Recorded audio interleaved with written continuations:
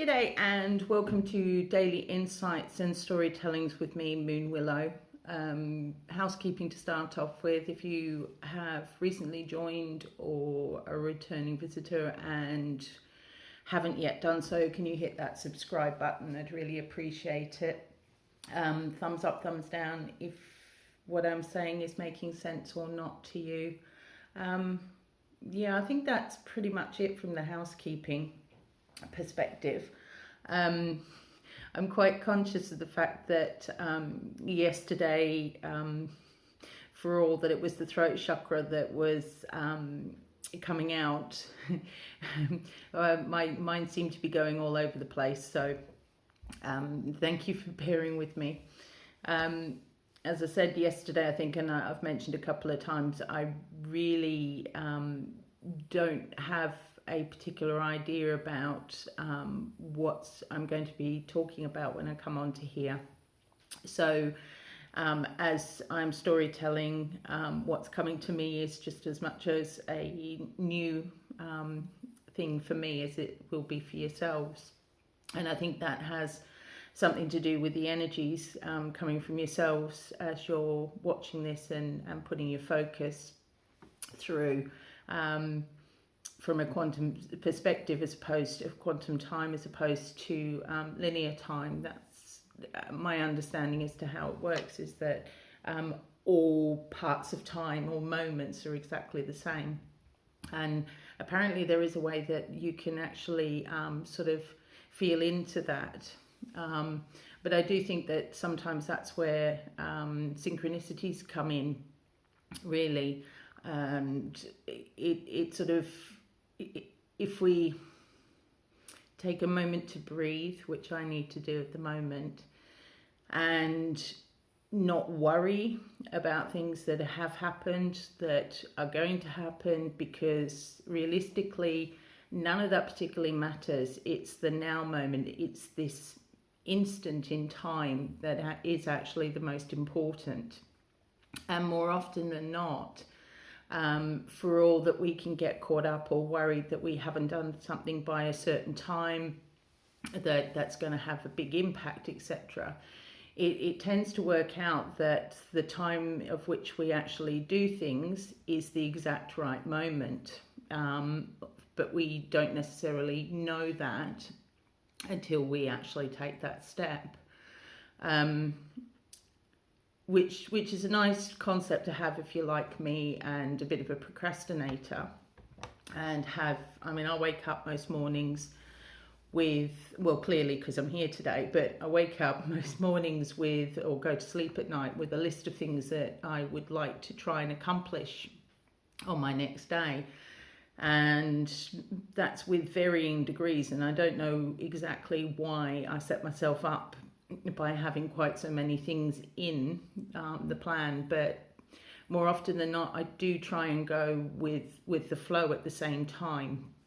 But I do actually quite enjoy sort of some of the procrastination, although that does bring up its element of frustration at the same time. And then it's sort of looking at whether that frustration is something that you are trying to bring about, or that actually does that have an underlying element to it that so like with our knee-jerk responses to things going off in the 3D world, is the frustration from procrastinating a familiar experience? Does that actually give you comfort? Bizarrely, sometimes it's like when we find ourselves in stressful situations and have a level of anxiety that has a level of comfort to it, because that's what we've known previously, that actually that's what makes sense to us. It's not a pleasant place to be, and actually if we think about it, it's not somewhere we would necessarily choose to stay on a conscious level, but it's that unconscious landscape that we may not be fully understanding. And it's sort of like that shadow side as well. It's like it's something that we would like to learn to integrate, or you may not, that's entirely up to you. But it gives us the scope to be able to actually look into it. But sometimes if we from early on, and it's not necessarily this lifetime, it could come from previous lifetimes, that we have set something up in motion in our unconscious state, our unconscious awareness, that'll work, that almost makes sense to us. And although sort of like on a more alert and awake level, it's like, why am I back here again? I really can't deal with this stress, etc. But time and time again, we prove to ourselves that we can actually cope with that level of stress. That actually the level of stress and anxiety makes a certain amount of sense to us. And because it's sort of like an integral part of us, it's almost got that level of comfort. It's like having a worn out jumper or sort of, I have my favourite cardigan that I wear all the time. If I'm feeling a little bit wobbled in the world, I'll go get that cardigan to give me that extra sense of security. And it's almost like sometimes that anxiety or stress gives us that feeling that actually we are alive, that it's like if things are going well, or we're flowing, it's almost like, well, this is unusual, I don't know whether I can actually accept it. Whereas if it's like stress and anxiety and it's something that we've remembered from our past and makes sense to us, it's like we can almost more accept that as our experience of life, and that is sort of then becomes something that we actually ask to come in. And as I say, I don't think it's on a conscious level, but it's actually noticing our patterns. And sort of when we find ourselves in that darker place within ourselves, that we're feeling that stress and anxiety, it's actually taking a step back. And I know I say this on a regular basis, but it's really true, and it's something that I also forget to do. I neglect to do this at times. But it's actually taking that step back and having a look at the whole picture.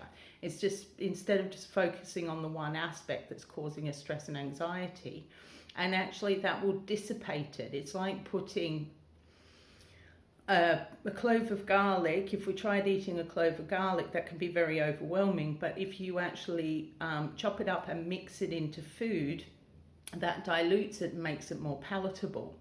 So it's almost like that if we focus in on what's causing us stress and anxiety, we can get lost and overwhelmed in that and become unclear as to how we can progress forward. But if we actually take that step back and have a look at it in the bigger picture, it doesn't lose or doesn't disappear, but the actual overwhelming feeling of it can actually dissipate. So if we just focus on sort of like certain aspects of the media and actually focusing on the fear that they're projecting, that can become all consuming. But then if we actually take a step back and see how all of this situation is actually impacting our lives overall, there will be aspects that become quite painful and fear-provoking and anxiety-provoking. But actually, if we look at sort of our day-to-day lives and our ability to, whether it just be go outside and breathe in fresh air, being able to sort of watch other things in different ways, having contact with friends and family through different mediums, that actually we don't end up feeling quite so isolated. And then if we look at the amount of actual people that we know that are impacted by what's being said, we actually realize that what the media is portraying tends to be 100% more than what we actually can recognize in the world around us. So again, it's how we choose to allow it to impact, and it's always back to us. We always have that choice as to whether we get lost in that fear or anxiety, or try and work out how we can take that step back, take that breath and put it into perspective so that we don't become overwhelmed. So we're not eating a clove of garlic, but we're having garlic in a full meal, if that makes sense. So I'm going to head to the crystal bag and we'll see what comes out. Oh, okay, that one jumped in. So we're back to sacral. So our creative flow. And we hold a lot of our anxiety. And so when I was a child, there was always the expression, and I don't know whether it's just an Australian expression, I guess not, but where you have butterflies in your stomach, in your belly. So when you're feeling nervous, you have that really almost sickly sensation. That nervousness translates into a physical experience. So it's actually really looking into again our emotional health, but into our sacral area, and where our creativity and the way we make sense of the world, but very much our creative and our emotional flow is situated. And having a sift through there, identifying whether sort of the butterflies we feel or the concerns we're feeling are actually ours, or is it something we've experienced in the past, or even so sometimes when I was a kid, it was I'd have the butterflies going to see the dentist. Now I still don't like seeing the dentist that often, but that's beside the point. What I'm suggesting, I was told before I went to see the dentist that was going to be a bad experience. So I'd already had this information in there that it's going to be a concerned experience. And we actually absorb, because especially when we're children, we don't have the ability or don't have the awareness of how to shield ourselves from all the emotions of the adults and other children and other people around us at the time. So we're like sponges, we absorb everything.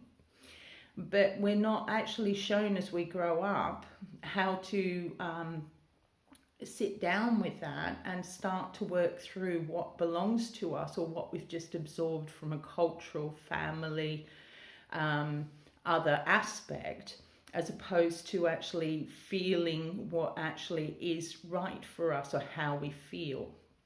And a lot of phobias and fears come from that. It's like the one over in this country in England is very much that if you have bad news, you need a cup of tea. Now there is a reason for that, because a cup of tea with sugar does help clear shock. So if you've had shock, there is a physiological reason for doing that.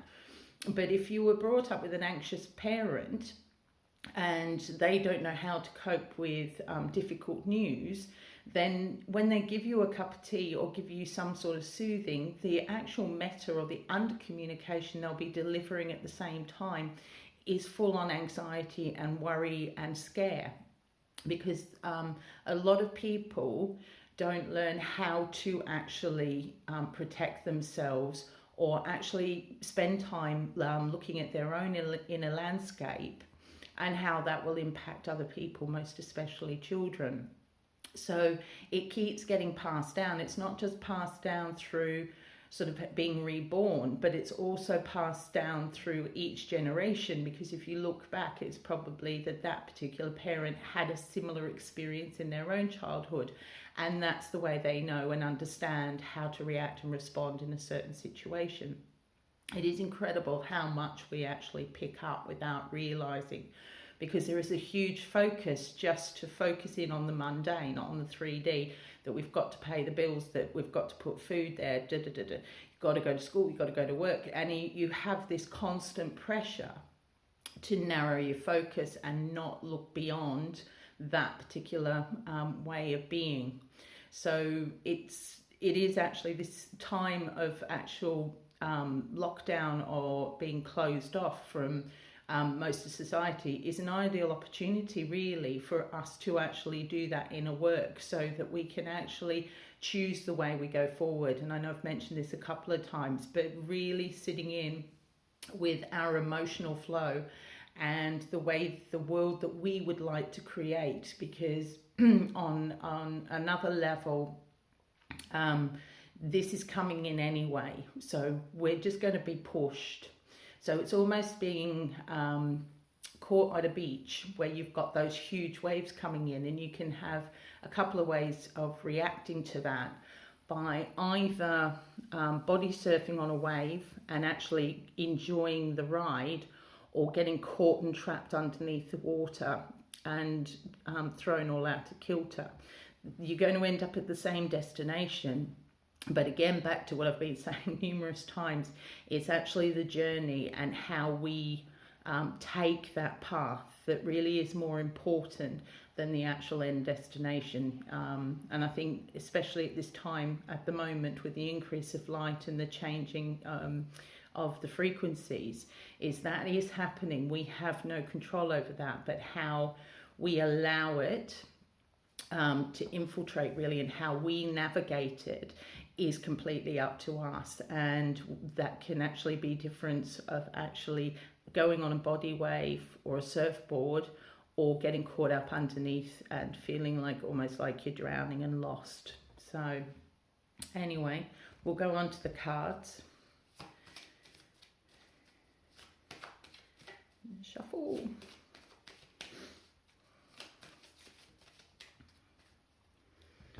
And a split.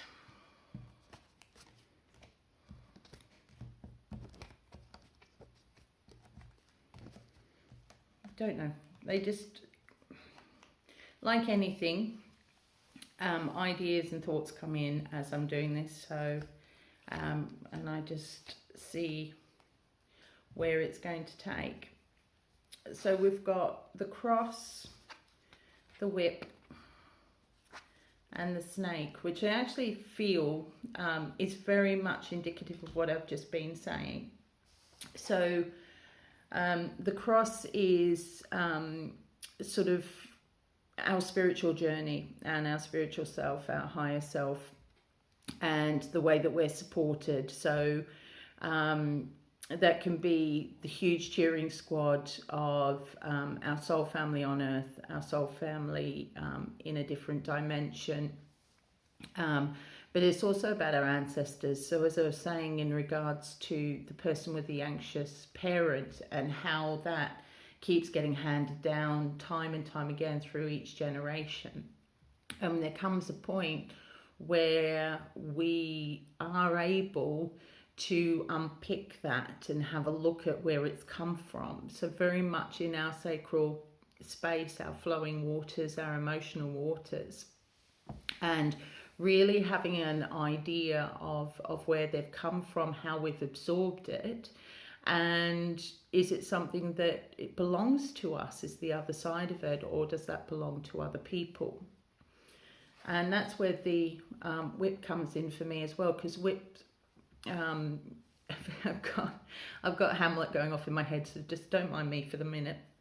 So whip is about quarrels and having arguments. So we do get into family arguments as well, and we can get quite annoyed about the fact that we end up following similar patterns to previous generations, or we can get, there's been a couple of ancestral or generational things, elements in my life that I'm aware that I had the opportunity to clear them for my ancestors, for my particular family generations. And at the time I chose to do that, but it was with quite a lot of annoyance at actually being put in that situation to deal with it and to do it. And I think that's some of what's coming through with this is as we start sifting in our sacral area and have more of an awareness of where we've absorbed all this information from, we can actually then step into being quite cross and angry about the fact that we've ended up with the mantle of dealing with it, and that can be actually quite annoying, stress provoking, etc. But it's, for me, it's what it's saying is again being aware of that, the anger, annoyance, the crossness that comes up from it, again may not be ours, and again may be coming from the ancestors. And they're quite cross that it hasn't been sorted already. So we could again be absorbing something that isn't ours.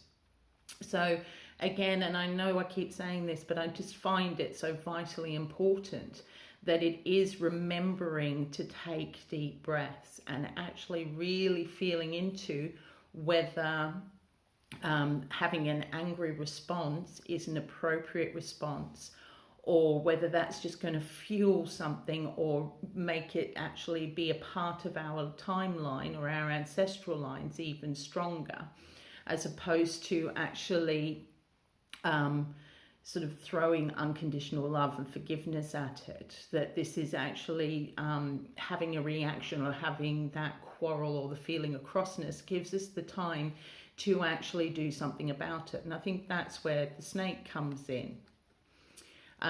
So the snake is about, it's about how we maneuver, and also shedding skins. For me, the snake, I don't actually remember what it's meant to mean within this deck particularly. I've lost the book many years ago, so some bits have sort of come through as a memory, but a lot of these I look at them and then I have information come in, so that's where that's coming from. So for me, the snake within this particular reading is sort of being aware of where that crossness is, and actually using that to actually learn how to forgive ourselves in that, forgive other people, but mainly forgive ourselves, so that we can actually give ourselves that unconditional love. And it's shedding the timelines, shedding the stories that no longer serve us, shedding the stories that actually is creating the quarrels, the arguments, etc. Having a clear awareness of where they're coming from. Does it actually belong to us or not? Does it belong to the other person, or are they just living out their own other storylines that they're not aware of? Is that what is provoking the quarrels and the anger? So from psychotherapeutic point of view, are we stuck in transference and countertransference? Are we transferring our own images on past memories onto somebody else that isn't actually the person it belongs to? So really sort of sitting back and focusing in on our emotional health, so that we can actually go forward in a way that benefits us, so that we can actually shed our skins and shed a certain amount of stuff that we've been carrying for a long time. And a lot of it is in the unconscious and the subconscious, and it's actually as it comes up and we notice the patterns that we keep redoing. Because one of the images of a snake is when it's actually, you've got the serpent that's catching its tail, where it goes around and around and around in circles and never breaking free of that particular cycle.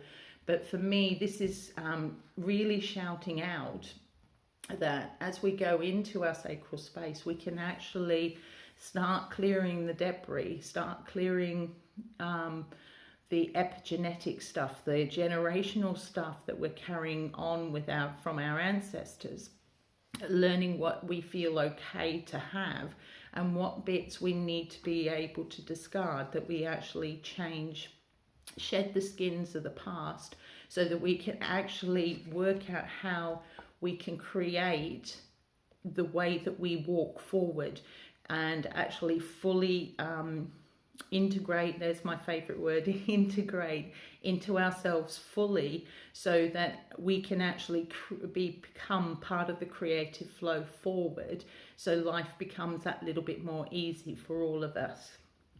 So I'm hoping that makes sense to people out there. There's again, for coming on here without having a clue, particularly what I was going to talk about, it feels like a lot has really come out today. So we'll see, to wrap up, we will see sort of what energy sound comes through to aid within this.